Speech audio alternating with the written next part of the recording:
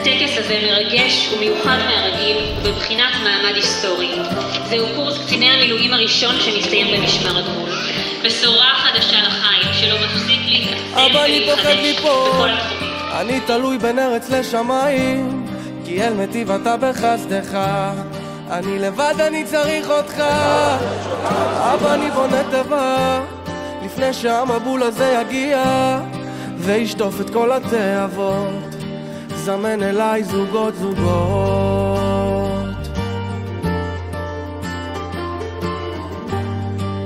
אבא, תתקן אותי, הנשמה הזו קרועה לשניים.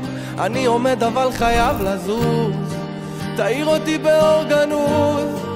אבא, אני חייב אותך, מבארי יבשו המים, בצימוני אל האמת, בין מה שחי למה שמת.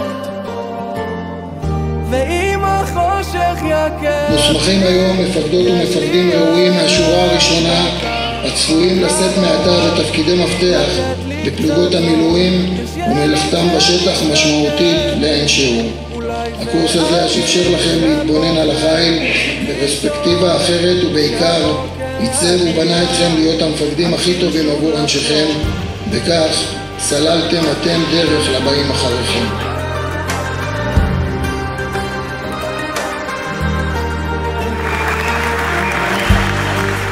אבא, זה חונק אותי, הצהרת אמונים של קצינים במשטרת ישראל. אני מתחייב לשמור אמונים למדינת ישראל ולחוקיה. התארים התחייבו. אני מתקבלת להסמיך את מפקד מג"ב, המפקד בית הספר החילי, את מח"ט המילואים ואת סגל הקורס לחשיפת הדרגות לצוערים ולצוערות. ארי אהרון טוויל, בן 37, מתגורר בבאר שבע, משרת בגדוד אורות.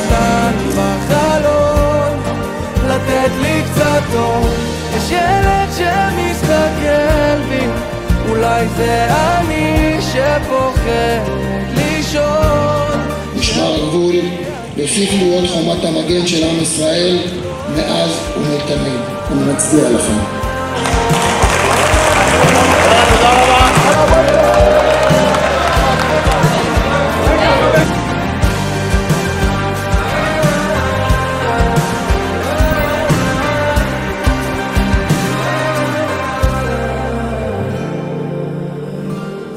החושך יכה בי, יש לי ירח קטן בחלון שנותן לי קצת אור, יש ילד